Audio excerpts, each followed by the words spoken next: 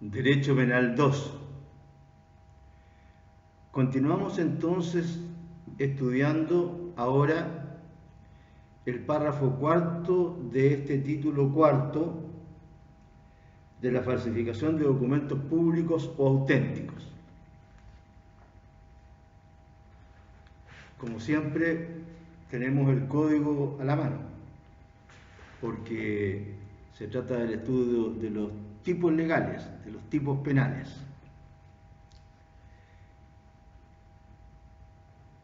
¿Qué podemos empezar a decir en relación con este párrafo?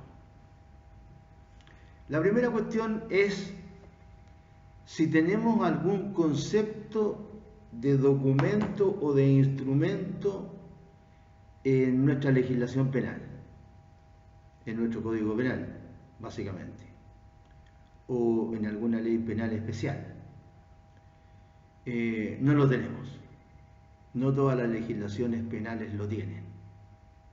No hay entonces un concepto legal de documento. En consecuencia,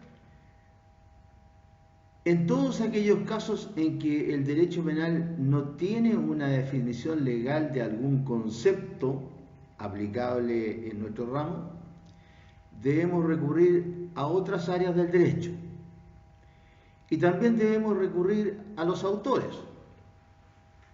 ¿Qué es lo que piensan los autores? ¿Qué es lo que dice la doctrina?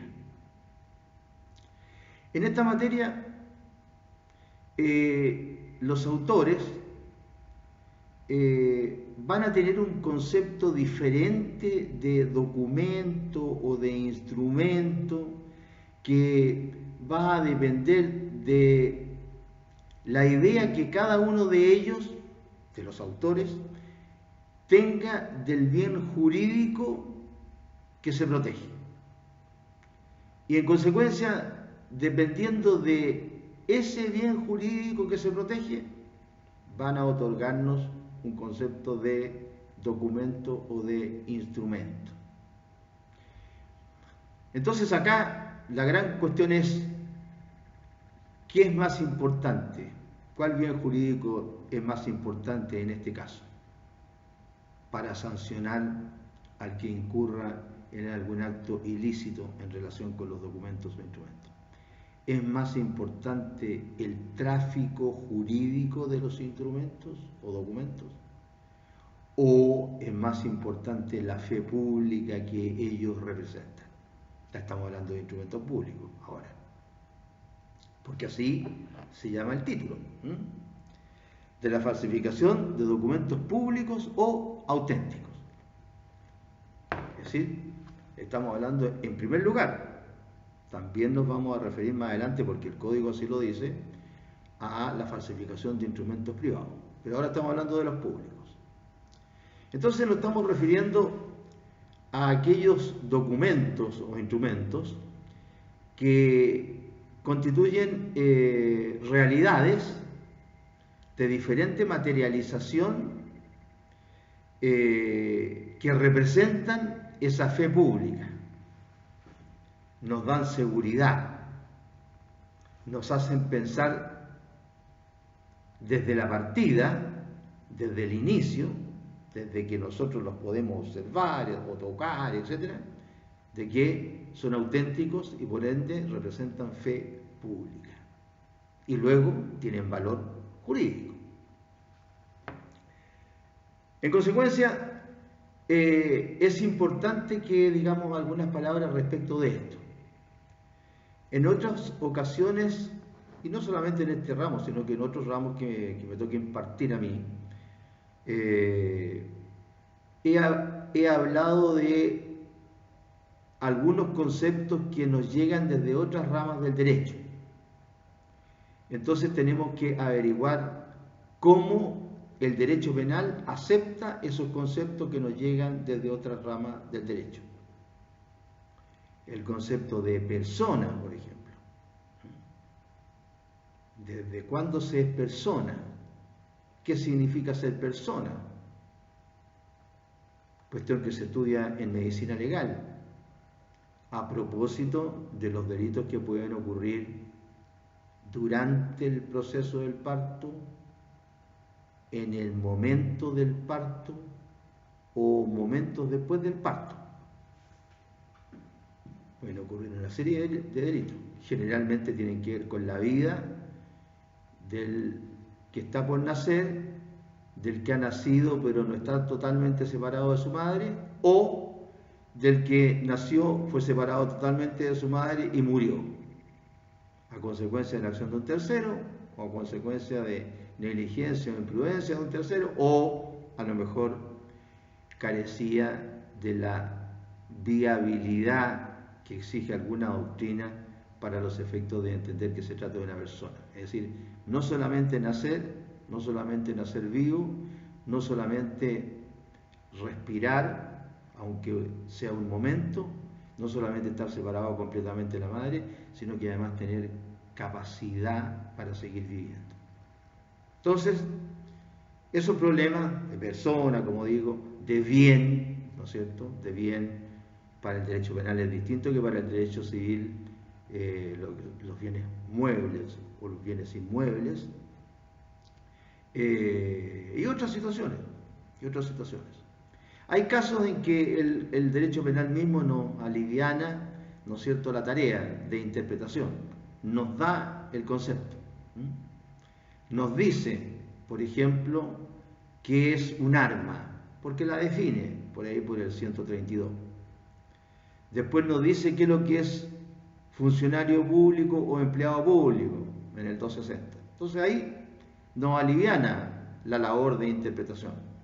Pero acá nos encontramos con que no tenemos concepto ni legal, porque no está en el derecho penal, y los autores, como digo, van a otorgarnos mayor o menor confianza de lo que dicen para los efectos de la interpretación, porque ellos interpretan dependiendo, como dije al comienzo, del bien jurídico al cual le dan mayor valor. En este caso, sea el tráfico jurídico de los documentos o instrumentos o a la fe pública que representa. Bien, por eso entonces que tenemos que tratar de encontrar una solución, porque una errada concepción de este término induce a graves problemas de interpretación y por ende de aplicación de la ley. Sobre todo, en este caso, en que se trata de conceptos que cruzan a varias áreas del derecho, y ni siquiera solamente del derecho público, dentro del cual está inserto el derecho penal, sino que también a las áreas del derecho privado. Lo decimos nosotros acá en los contenidos que le remitimos.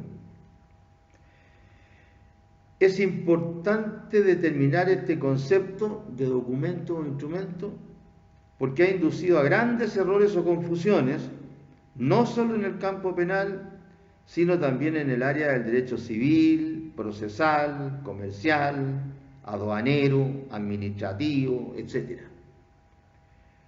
Porque es un concepto común para todo el derecho. Cruza varias áreas del derecho. Sin embargo, nuestro ordenamiento jurídico, como dije al comienzo, no soluciona este problema.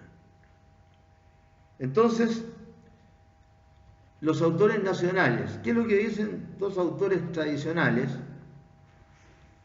que tienen la característica de que sus manuales han sido vendidos y estudiados desde hace muchas generaciones, porque son bastante completos y bastante prácticos, Y tenemos la opinión acá de Echeverri y de Labatú. Los dos coinciden en al menos dos cuestiones básicas, que llámese instrumento, llámese documento. La ley normalmente los llama de cualquiera de las dos maneras. Lo que hacen es dar constancia de un hecho, lo que significa dejar constancia de un hecho y con carácter de permanente.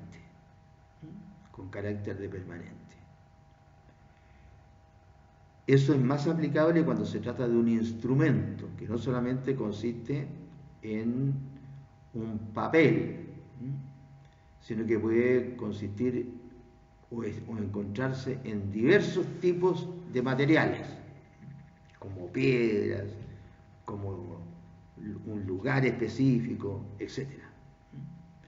Pero sí dan cuenta de un hecho, ¿no es cierto?, con carácter de permanente. Normalmente tratándose de los documentos que constan en un papel, además se dice que estos producen consecuencias jurídicas.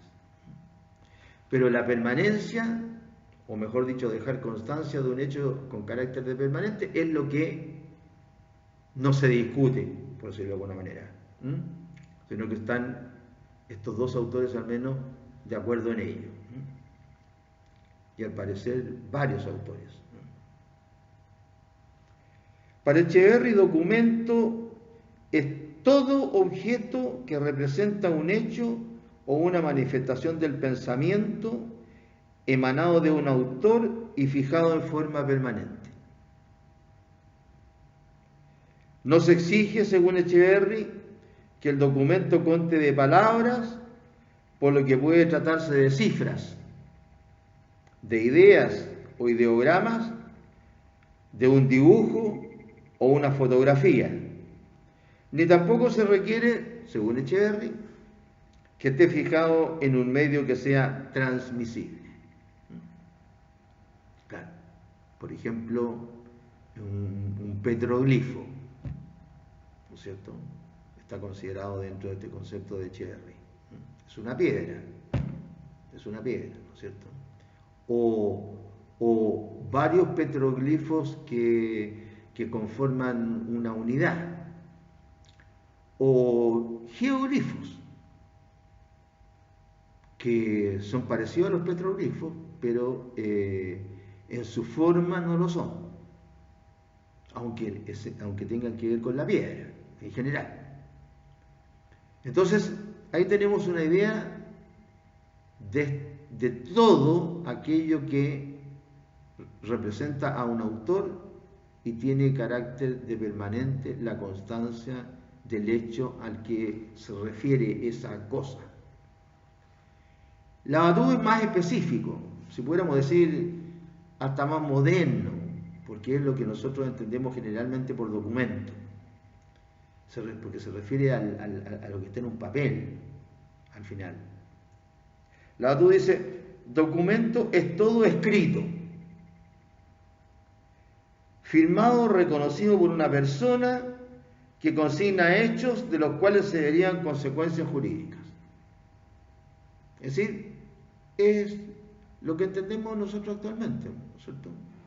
Un escrito firmado por alguien, por una persona, ¿no es cierto?, que representa hechos que producen consecuencias jurídicas. Vámonos al documento como más simple que puede haber. El más simple que puede haber. ¿Cuál es el más simple que puede haber? El pagaré. El pagaré consiste simplemente en un escrito en que una persona reconoce una obligación. En teoría, estamos conversando en una fuentesoma ahí en 21 de mayo, un amigo le presta a otro una cantidad de dinero, digamos, no sé, 20.000 pesos, y este otro, oye, no tenemos ningún papel donde dejar constancia, hagámoslo en esta servilleta blanca, y en la servilleta blanca le coloca, normalmente, diría: yo, Juan Pérez Gutiérrez, carnet de identidad tanto, en Arica, al 3 de octubre del 2019, reconozco adeudarle a Jorge Arancibia Gómez la suma de 20.000 pesos que me entregó en préstamo en dinero en efectivo con fecha de hoy. Firma, carnet. Ese es un pagaré. Ahora ustedes si es que lo han visto, pueden decir: no, pero resulta que en los bancos los pagarés tienen varias hojas, etc. Claro, sí, todos los documentos, ¿no es cierto?, pueden ser más perfectos, se pueden hacer mejor, etcétera, para que no se falseen, justamente, para que no se procese. Incluso más, un pagaré de un banco no va a ser admitido si es que no viene la firma del aceptante autorizada por un notario. Pero eso ya es otro cuento. En definitiva y en simple, un pagaré se puede hacer como les estoy diciendo. Ahora ustedes pueden decir, no, es que la servilleta se le puede perder, o a lo mejor se moja y el papel se rompe. Esas son cosas para probar, no son problemas de prueba. Pero de que jurídicamente eso es un pagaré, eso. Entonces, por ahí va la idea de la BATU, ¿no es cierto? De entender que es un documento, ¿no? Prácticamente un escrito hecho por alguien con palabras, ¿no es cierto?, dejando constancia de un hecho, el cual acarrea consecuencias jurídicas, porque es firmado por esa persona o reconocido por esa persona. Y decimos acá justamente que para ambos autores es necesario el carácter de permanencia y el que se consigne un hecho. Que se consigne un hecho. Estamos hablando todo esto, para el que no llegó al comienzo de esta clase grabada, porque no nos da el concepto de instrumento o documento en nuestra legislación penal. Entonces tenemos que recurrir o a los autores o a otras ramas del derecho para intentar llegar a este concepto y ver al final, ¿no es cierto?, que es lo que interesa, cuál va a ser la idea que para el derecho penal va a tener ese documento. ¿Cómo vamos a entender nosotros el concepto de documento en derecho penal? Dicho más fácil. Entonces, empecemos por las explicaciones que van más por el lado del derecho civil y del derecho procesal civil. Bueno, hay varias clases de documentos, ¿no es cierto?, de instrumentos. El código, reitero, si ustedes se fijan, y van al Código de Procedimiento Civil, al Código Civil, etcétera, y al Código Penal también, y a otros, al Código de Comercio, etcétera. Se habla de documentos y de instrumentos, ¿eh?, de las dos formas. Entonces, hay varias clasificaciones, pero la gran clasificación, ¿no es cierto?, es la que distingue entre documentos públicos o auténticos, como se dice también, y documentos privados. Esa es la gran clasificación. Estos conceptos han llevado a confusiones por la fuerte influencia del pensamiento civilista que tiende a trasladar sus conceptos a todos los ámbitos del derecho. Claro, porque el derecho civil es el derecho base o básico, ¿no es cierto? Y no es que el derecho civil ande tratando de meterse en los demás derechos, sino que cuando existe alguna duda respecto de algún concepto en alguna otra rama del derecho, hay que buscar dónde podemos solucionar esa duda. Los romanos a lo que más se dedicaron fue a estudiar el derecho civil. De hecho, el derecho romano, ¿no es cierto?, o mejor dicho, las instituciones que creó el derecho romano existen casi igualitas hasta hoy día. Si se ha innovado muy poco en materia de derecho romano en el campo civil hasta nuestros días. Por ahí hay algún tipo de contratito nuevo, como el leasing, ¿cómo se llama? Algunas instituciones que tienen que ver con el derecho sucesorio. Claro, porque ahora los guerreros no son como antes, ¿no es cierto? Antes los guerreros morían en el campo de batalla. Entonces ahí se le podía tomar, ¿no es cierto?, su testamento en el campo de batalla cuando estaba agonizando, ¿eh? Y bastaban un par de testigos y listo. Pero ahora en un avión de combate, por ejemplo, ¿cómo podría, si echan abajo el avión de combate, cómo podría ese combatiente poder decir qué es lo que piensa? Transmitirlo por la radio, a lo mejor no se escucha bien, etcétera. ¿Entienden? Pero el fondo es que el derecho romano está casi intacto, diríamos, ¿eh? Se lo pueden preguntar a cualquier persona que estudie derecho romano. Y no solamente en eso. Arquitectura, escultura, etcétera, además son superiores a lo que hacemos actualmente en algunas cosas. los romanos y los griegos. Entonces, claro, ¿por qué provoca problemas, por ejemplo, de trasladar ciertos conceptos desde el derecho civil, en este caso a nuestra rama del derecho, al derecho penal? Porque lo que le interesa al derecho civil, dentro del contexto del ordenamiento jurídico, que es uno para cada Estado, ¿no es cierto?, son cuestiones diferentes. O a veces son las mismas cuestiones o parecidas, pero se le otorga un énfasis distinto. Entonces, este concepto de documento o instrumento también es diferente para el derecho civil que para el derecho penal.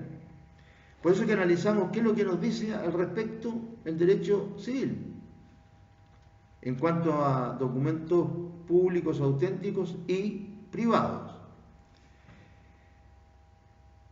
¿Qué es lo que nos dice la ley? En el artículo 1699 del Código Civil se dice: instrumento público auténtico es el autorizado con las solemnidades legales por el competente funcionario. Es el autorizado con las solemnidades legales por el competente funcionario.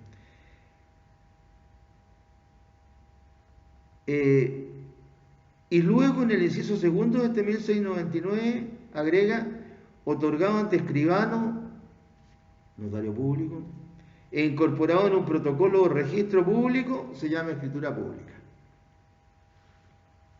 Claro, ¿no es cierto? Cada escritura pública que se hace, dependiendo si se trata de una escritura pública de compra-venta, de promesa de compra-venta, todo, ¿no es cierto?, están especificadas y cada una se va, fíjense, se cosen, hasta que forman unos libros. Si ustedes cuando van al conservador, ¿qué es lo que van a ver? Van a ver libros, ¿no es cierto?, como en una biblioteca, que son, o mejor dicho, están constituidos por todas las escrituras públicas de ese tipo de escrituras públicas específicas: compra-venta, mutuos, comodatos, etc. Pero son eso. ¿Sí? Se van conociendo. Ahora, que conste también en el computador desde hace algunos años hacia adelante, es otra cosa, pues, por la modernidad, porque si de repente ustedes la quieren ver, a lo mejor, no sé, pues el notario se lo puede hacer llegar a través del computador. No sé si actualmente se hace, por lo menos hasta cuando yo tramitaba no se hacía. Pero de que existe ese respaldo, existe. Están allí las escrituras públicas. Ya, es mucho más fácil también para los conservadores, ¿no es cierto?, y los notarios, dar una copia, ¿no es cierto? En vez de estar yendo a buscar el libro, sacan la escritura pública. ¿Por qué? Porque el conservador y el notario, los dos son ministros de fe. Entonces, ahí tenemos una definición de lo que es instrumento público o auténtico. Pero a lo mejor con esa definición no nos alcanza a nosotros para el derecho penal, o no nos sirve,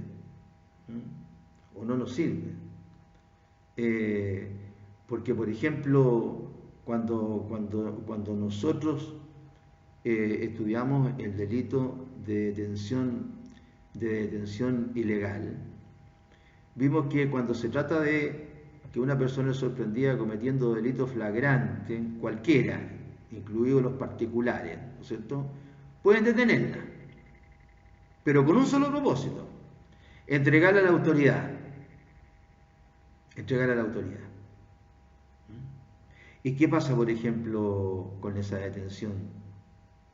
Se podría echar abajo todo el proceso, porque cuando la persona que detuvo a lo mejor al delincuente flagrante para entregárselo a la autoridad, que normalmente es Carabineros que anda en la calle, ¿no es cierto?, y Carabineros a lo mejor también iba detrás del delincuente, pero lo pilló primero una persona o dos personas y se lo entregaron.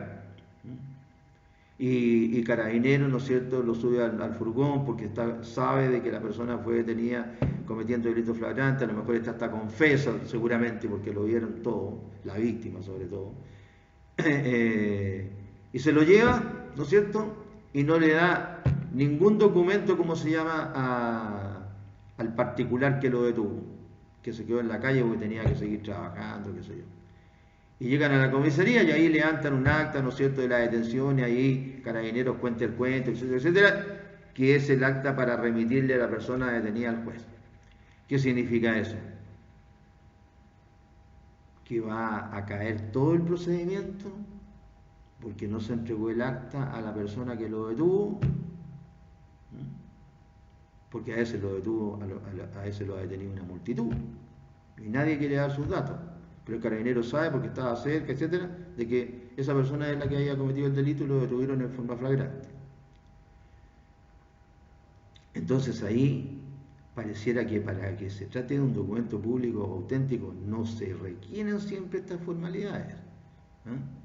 No se requieren siempre estas formalidades. Y así hay una serie de situaciones que vamos a ir viendo cuando veamos la clase de documentos públicos a los que se refiere la ley.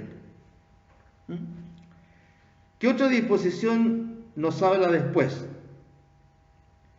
El artículo 342 del Código de Procedimiento Civil, el 1702 del Código Civil y el 346 del Código de Procedimiento Civil. Ahí tenemos disposiciones legales. Ahora lo interesante es, sí, para que nos vaya quedando claro, ¿no es cierto?, estos conceptos, que como nos otorga un concepto el Código Civil de documento público auténtico, el autorizado por las formalidades legales por el competente funcionario, ¿no es cierto?, se dice que todo aquel que no cumple con estos dos requisitos, entonces es un documento privado. ¿Sí? Si tenemos claro el concepto de documento público, todo el que no calce con ese concepto es un documento privado. Así que es mucho más fácil saber cuál es un documento privado. ¿Cuál? El que no es documento público. ¿Y cuál es documento público? El que es otorgado con las solemnidades legales por el competente funcionario. Bien. Ahora, el artículo 842 del Código de Procedimiento Civil también define instrumento público, pero para los efectos del juicio civil. En el 342 del Código de Procedimiento Civil se dice: serán considerados como instrumentos públicos en juicio siempre que en su otorgamiento se hayan cumplido las disposiciones legales que dan este carácter, y ahí va enumerando. 1. Los documentos originales. 2. Las copias dadas con los requisitos que las leyes prescriben para que hagan fe respecto de toda persona, o a lo menos respecto a aquella contra quien se hacen valer. 3. Las copias que obtenidas sin estos requisitos no sean objetadas como inexactas. Bueno, no voy a leer la disposición completa. 4. Las copias que objetadas en el caso del número anterior sean cotejadas y halladas conforme con sus originales. Y 5. Los testimonios que el tribunal mande agregar durante el juicio, autorizados por su secretario u otro funcionario competente, etc. Es decir, ahí tenemos otra norma que nos dice cuáles son considerados instrumentos públicos en juicio. En juicio. Entonces, para que vamos teniendo una idea de lo que es instrumento público o auténtico, al menos desde el punto de vista del derecho civil. Después, en el artículo 1702 ya nos empiezan a hablar del campo del derecho civil, de los instrumentos privados. En el 1702 del Código Civil se dice: el instrumento privado reconocido por la parte a quien se opone o que se ha mandado a tener por reconocido en los casos y con los requisitos prevenidos por la ley, tiene el valor de escritura pública respecto de los que aparecen o se reputan haberlo suscrito y de las personas a quienes se han transferido las obligaciones y derechos de estas. Ahí, ¿no es cierto?, nos dice cuándo un instrumento privado tiene el valor de instrumento público. Hace también una referencia entonces a los instrumentos privados, ahora en relación con los instrumentos públicos, al revés, pero nos va dando más ideas de lo que estamos hablando. Y por último, o la última disposición que tenemos a la mano, es el artículo 346 del Código de Procedimiento Civil, que ustedes la estudiamos a propósito de cuando en clínica jurídica estudiamos cómo se acompañaban los documentos.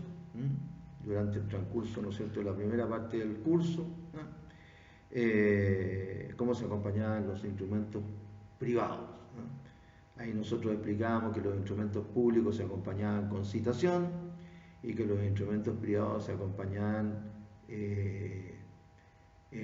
bajo apercibimiento. Y los apercibimientos van a depender del tipo de documento privado de que se trate. ¿Por qué? Porque, como hemos dicho en otras oportunidades, los instrumentos privados, a diferencia de los públicos, no otorgan fe a priori, no tienen fe pública, no tienen valor ninguno, en otras palabras, salvo que se cumplan ciertas exigencias, en donde pasan a tener el valor, muchas veces se refiere al valor probatorio en juicio de un instrumento público, porque no son instrumentos públicos, pero pueden ser considerados tales si es que se cumplen ciertas exigencias para los efectos de valor probatorio. ¿Qué es lo que dice entonces el 346 del Código de Procedimiento Civil? Los instrumentos privados se tendrán por reconocidos, primero, cuando así lo ha declarado en juicio la persona cuyo nombre aparece otorgado al instrumento o la parte contra quien se hace valer. Claro, ¿no es cierto? Ahí tenemos dos actores distintos: el que otorgó el instrumento o aquel en contra de quien se hace valer. Si el que lo otorgó lo reconoce, tiene valor en juicio como instrumento público. Si es aquel en contra de quien se hace valer lo reconoce, lo mismo. Segundo, otra situación vamos a ver acá en el segundo. Cuando igual declaración se ha hecho en un instrumento público o en otro juicio diverso. Claro, ya en otro juicio, ¿no es cierto?, ese mismo documento privado fue reconocido o por el que lo otorgó o por aquel en contra de quien se hace valer. Ya está en otro juicio ya. O en otro instrumento público. Entonces, tiene ese valor que le otorga la ley. Tercero, cuando puesto en conocimiento de la parte contraria, no se alega su falsedad o falta de integridad dentro de los 6 días siguientes a su presentación, debiendo el tribunal, para este efecto, apercibir a aquella parte con el reconocimiento tácito del instrumento si nada expone dentro de dicho plazo. Claro, a nosotros nos pueden poner en conocimiento, ¿no es cierto?, un instrumento privado, para que nosotros ejerzamos o no el derecho a objetar ese documento privado o instrumento privado, por falsedad o por falta de integridad, las dos causales. Normalmente la objeción por falsedad normalmente va a significar la comisión de un delito. Si nosotros estamos diciendo que ese documento es falso, significa que se ha infringido la ley penal. ¿Cuál documento es falso? El que no es auténtico. Entonces ahí van a ver algunas de las dos formas de falsedad que nosotros enseñamos a propósito de los instrumentos de documentos: falsedad material o real o falsedad ideológica. Así se va a tratar de un documento falso que se está tratando de agregar, ¿no es cierto?, en juicio.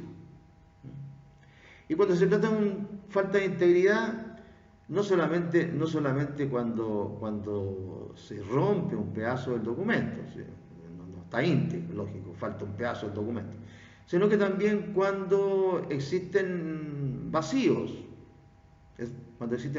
Incluso me parece que la jurisprudencia en alguna oportunidad ha dicho que cuando es contradictorio el documento entre cláusulas del mismo documento, también es falta de integridad, porque si en una cláusula dice que el precio de la compraventa son 20 millones y en otra cláusula dice que el precio de la compraventa son 10 millones, bueno, ¿cuál es el precio de la compraventa?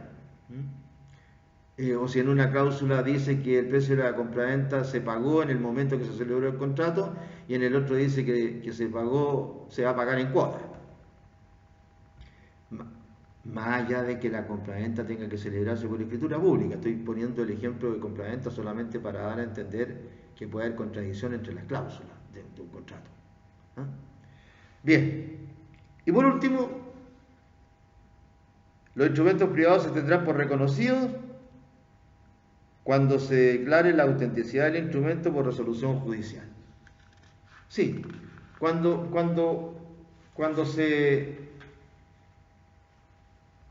se objeta un instrumento privado, ¿qué es lo que ocurre? Un incidente. Un incidente. Los incidentes están reconocidos en la Ley Procesal Civil y tienen una tramitación bien específica. Bien específica. Se le comunica el incidente a la parte contraria, si se le da traslado, la parte contraria tiene 3 días para contestar y luego el juez, con la contestación o sin ella, recibe o no recibe el incidente a prueba y lo resuelve. Bueno, y ahí hay unas clasificaciones, los incidentes, ¿no es cierto?, que no es del caso analizar. Hay incidentes que el juez tiene necesariamente que resolver antes que dicte sentencia y otros que puede dejarlos para dictarlo en la sentencia. Los que tiene que resolver antes de dictar la sentencia son aquellos que se denominan incidentes de previo y especial pronunciamiento. Claro, lo está diciendo clarito la ley, de previo y especial pronunciamiento. Tiene que pronunciarse antes de que se dicte la sentencia. Supongamos que se interpone el incidente mediante la interposición de una excepción dilatoria de incompetencia. ¿Cómo va a seguir conociendo el juez de la causa si a lo mejor no es competente? Bueno, entonces tenemos algunas ideas que nos vienen del ámbito de la sede civil respecto de lo que ahí se establece para los instrumentos públicos y para los instrumentos privados. Pero el problema es que estos instrumentos, desde el punto de vista del Código Civil y del Código de Procedimiento Civil, son considerados o se refieren a la prueba de las obligaciones o al valor probatorio de estos documentos en juicio. Y a nosotros lo que nos interesa son otras cosas respecto de los instrumentos. A nosotros nos interesa el bien jurídico que se protege, el bien jurídico protegido. ¿Qué se protege? El tráfico jurídico de estos instrumentos públicos o auténticos, o también de los privados, o se protege la fe pública que llevan envuelto en ellos, en este caso los instrumentos públicos. Entonces, la finalidad, ¿no es cierto?, que persigue cada una de estas áreas del derecho es distinta. Entonces, teniendo en cuenta una idea de lo que es instrumento público o auténtico y por consecuencia lo contrario serían los documentos privados, nosotros tenemos ciertas ideas para poder decir qué debemos tener en cuenta para que un instrumento o documento sea considerado instrumento público desde el punto de vista penal. Y acá lo decimos clarito en los contenidos que le entregamos. El concepto penal de documento público debe construirse independientemente de otras ramas del derecho. Es decir, nosotros tenemos que tener una idea de lo que es instrumento público o auténtico. Porque las finalidades del derecho penal son otras, ¿no es cierto?, que las del derecho civil. Entonces, ¿cómo debe elaborarse el concepto de instrumento público o auténtico? Sobre la base de la interpretación de los principios generales de la ley. Es decir, los principios generales de la ley penal, ¿qué pretenden? De la ley penal, ¿qué pretenden? De los textos penales mismos. Toda la legislación penal que ha existido, ¿no es cierto?, desde que somos un país independiente y desde antes. De los antecedentes históricos del Código Penal. ¿Qué era lo que el Código Penal pretendía castigar? Es decir, dar cumplimiento al principio de legalidad. Y de los fines y naturaleza propia del derecho penal. Y de los fines y naturaleza propia del derecho penal. Es decir, básicamente los bienes jurídicos protegidos. Lo decimos aquí, el bien jurídico protegido o el verbo rector. ¿Qué es lo que hace el derecho penal? Castiga acciones que se materializan en el verbo rector. El que mate a otro, en cualquiera de las formas que establecen los 6 tipos de homicidio que considera el Código, incluido el auxilio suicidio. Entonces, el caso de la violación, ¿cierto? Tanto la violación propia como la impropia. En el caso de los abusos deshonestos. En el caso de la estafa. Es decir, de toda esta enjambre, toda esta red de tipos penales que pretenden proteger diferentes bienes jurídicos del individuo. Ya hemos visto nosotros que se protege, ¿no es cierto?, al individuo colectivo incluso. Por ahí empieza el código nuestro, como todos los códigos. En el título 1 y en el título 2 estamos hablando de defender el Estado de Chile, tanto respecto de su relación con los otros estados, ataques de los particulares, ¿sí?, para ejercer, ¿no es cierto?, la soberanía externa, como para ejercer la soberanía interna. Y ahí hablamos, ¿no es cierto?, de diferentes tipos de delitos. Entonces, los fines que pretende alcanzar nuestra disciplina son diferentes a los fines que pretende alcanzar el derecho civil, que se refiere, como dijimos recién, al valor probatorio de los instrumentos en juicio y a la prueba de las obligaciones. A nosotros nos interesan otras cosas. Reitero, nos interesa castigar la acción y eventualmente la omisión cuando existe el deber de ganancia, ¿no es cierto? Pero la acción.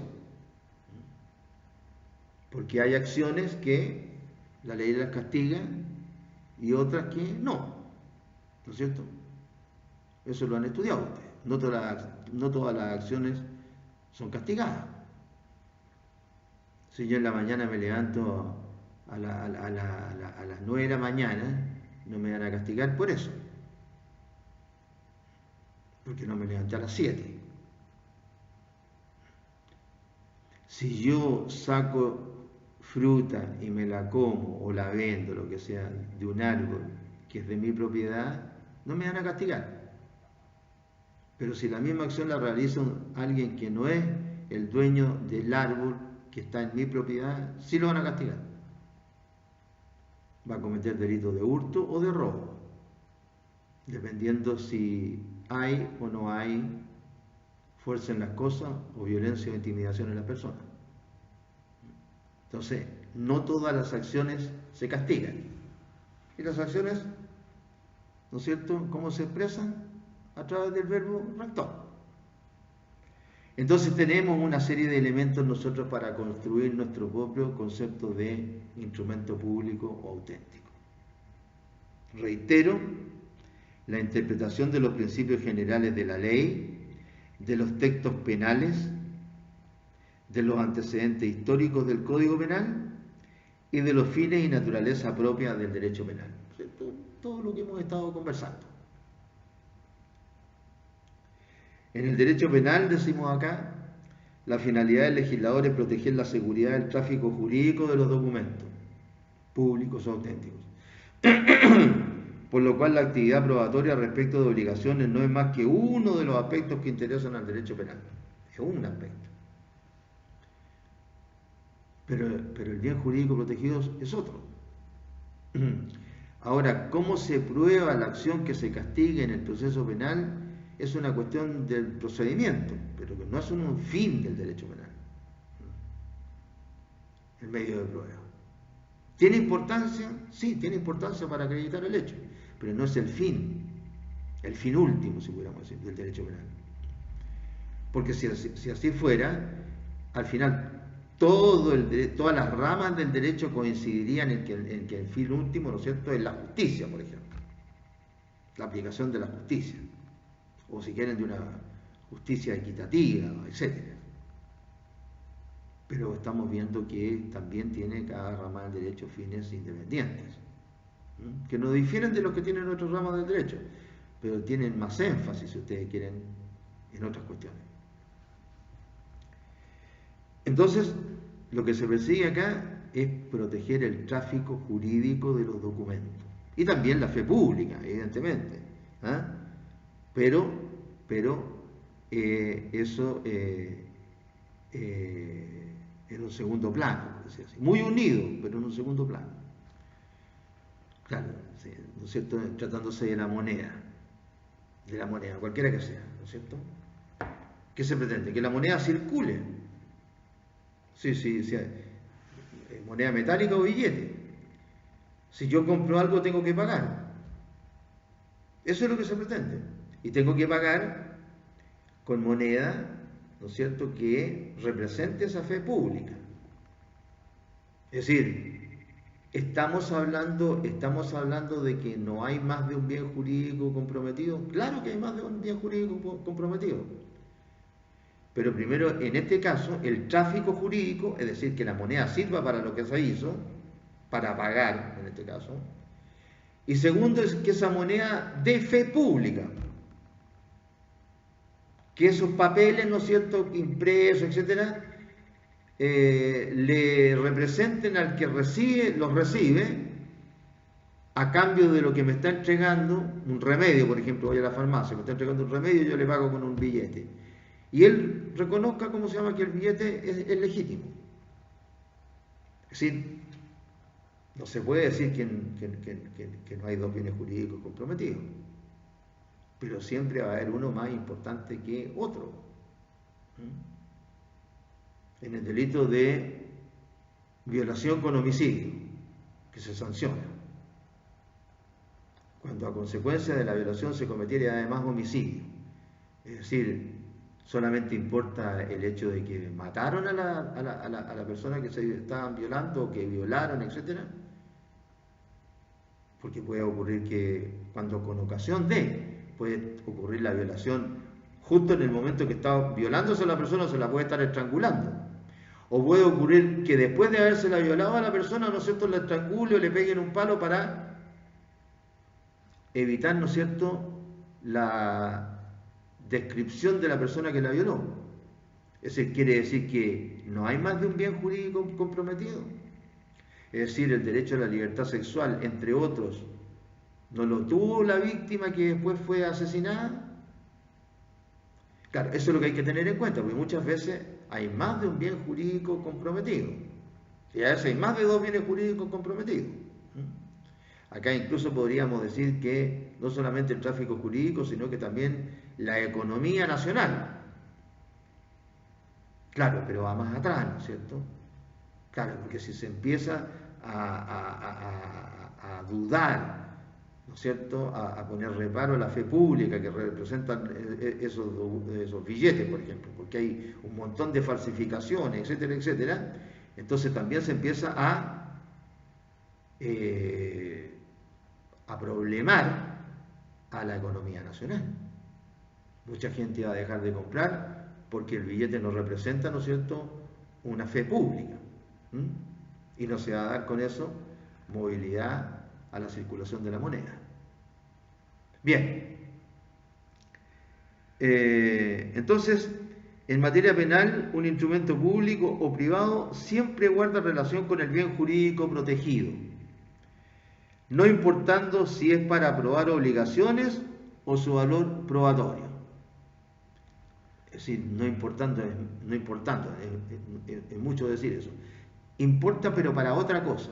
No es el fin del derecho penal, ni en el caso el fin que se pretende con el documento público auténtico en materia de derecho penal. Sí, se va a tener que analizar el documento de que se trate, ¿no es cierto?, en el juicio para ver si se incurrió o no se incurrió en el delito.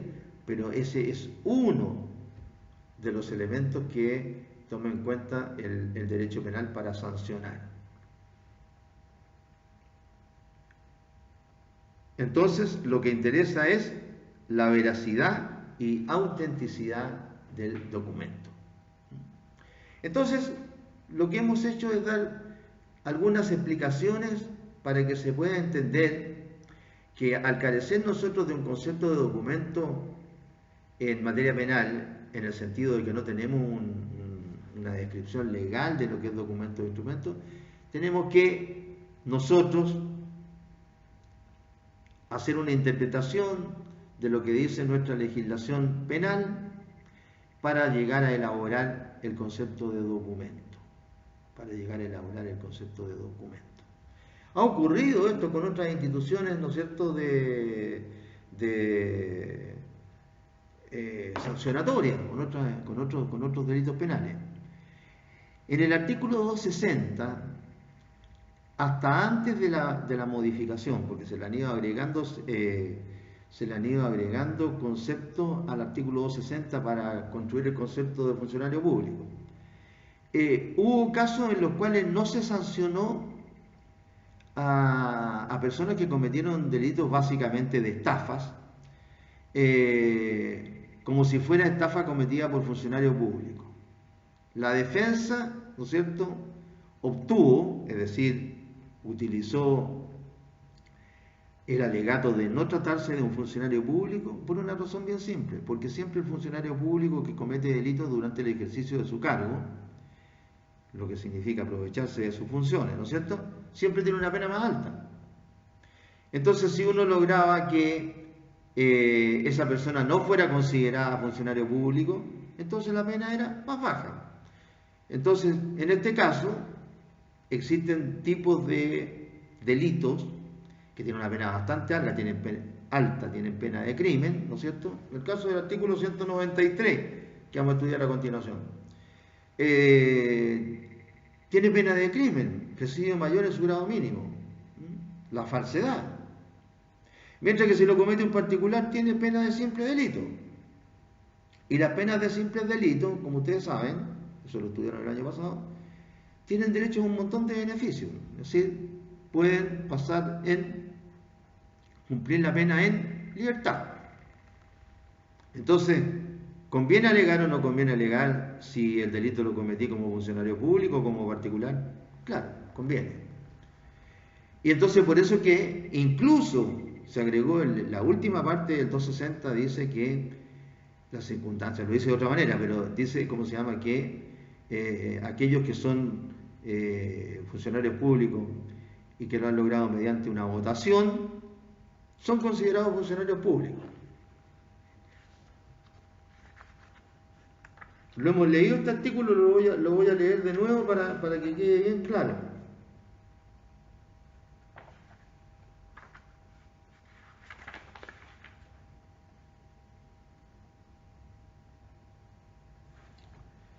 (260) Para los efectos de este título y del párrafo cuarto del título tercero, es decir, para los efectos del título quinto y de los delitos que estamos estudiando, que estudiamos delante, de estos delitos de falsedad que están en el título cuarto del párrafo tercero, se reputa empleado público a todo el que desempeñe un cargo o función pública, sea en la administración central o en instituciones o empresas semifiscales, municipales, autónomas u organismos creados por el Estado o dependientes de él, aunque no sean de nombramiento del jefe de la República ni reciban sueldo del Estado. A lo mejor no recibe sueldo del Estado, pero realiza una función pública. Entonces, de acuerdo con el 260, para los efectos penales considerado empleado público. Ahí viene infine, o sea, después del último punto seguido. No optará a esta calificación el que el cargo sea de elección popular. Claro, antes los parlamentarios, ¿no es cierto?, decían que ellos no podían ser sancionados como funcionarios públicos porque ellos habían obtenido el cargo no en virtud de una, ¿cómo se llama?, cuando uno postula para ser funcionario público, no sé, pues acredita que tiene los méritos, etcétera, y lo nombra el Estado, lo nombra. No, acá ellos tenían el poder porque habían votado por ello. Entonces, durante mucho tiempo se utilizó ese razonamiento. Y en otras, por eso que es tan amplia, ¿no es cierto?, la definición del 260, en el sentido de que lo que interesa, aunque ni siquiera le pague el sueldo del Estado, sino que se lo pague otra institución, pero si realiza una función pública, como el caso del notario, que no le pague el sueldo del Estado, se lo pagan los particulares cada vez que van a donde el notario, es funcionario público, es funcionario público. Me recuerdo el caso de un operador de Codelco, un operador que son personas que trabajan en la parte internacional, es decir, los que están preocupados de, así bien en simple estoy hablando, ¿va?, de cuestiones económicas, los que se preocupan de cómo se están transando las acciones del presente y a futuros, cómo se van a transar de Codelco, por ejemplo, que es tan importante para la economía nuestra, ¿no es cierto? Entonces hay gente que trabaja en esa división. Bien, hace años atrás, un señor, no voy a guardar el apellido, bueno, salió en los diarios, yo no lo conozco, pero salió en los diarios, un señor X hizo mal uso de su cargo. Y es lo que pasa siempre, ¿no es cierto? Se aprovechó del cargo y se llevó platita del Estado para la casa, como ganancia de él. Y su defensa, como se llama, era bastante divertida, lo que no dejaba de ser ilegal desde el punto de vista penal, hasta inmoral, diríamos, porque él la defensa decía que era muy buen funcionario, era muy buena el trabajo que hacía este caballero, seguramente era muy bueno, pero el asunto es que lo importante es que debía ser bueno para que el Estado chileno ganara más, no para que él se llevara una cuota que no está dentro de su sueldo. Bueno, y alegó que no era funcionario público porque me parece que esa división estaba sujeta a cierto tipo de administración especial y entonces no era. Bien, en el primer juicio se lo condenó, pero se lo condenó como particular por la estafa que había cometido en contra del Estado de Chile, pero como particular. Y se lo condenó a una pena de simple delito. Se recurrió en contra de la sentencia definitiva, se ordenó hacer un nuevo juicio. Y en el segundo juicio se lo condenó como funcionario público, por el mismo delito, pero como funcionario público. Y ahí, ¿no es cierto?, se le aplicó la pena de presidio mayor en su grado mínimo, que con las atenuantes, etcétera, después tuvo muy poco tiempo preso, pero ahí está la diferencia, Bien, entonces, ahora hablemos del concepto de instrumento público auténtico. Es todo documento a cuya formación o custodia debe concurrir un funcionario público en carácter de tal y en cumplimiento de sus funciones. Esto sí que es importante, estas expresiones generales. Ya estamos hablando del concepto de instrumento público o documento público para el derecho penal. Todo documento a cuya formación o custodia, de repente yo no he participado en la elaboración del documento o instrumento, pero estoy a cargo de su custodia.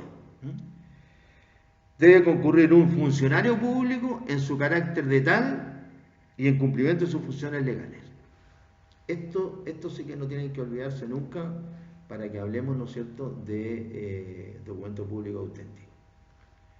Cuando se trata de que el funcionario actúa como funcionario público en el ejercicio de sus funciones y dentro de la esfera de sus atribuciones. Esos tres requisitos no se deben olvidar. Funcionario público en el ejercicio de sus funciones y dentro de la esfera de sus atribuciones.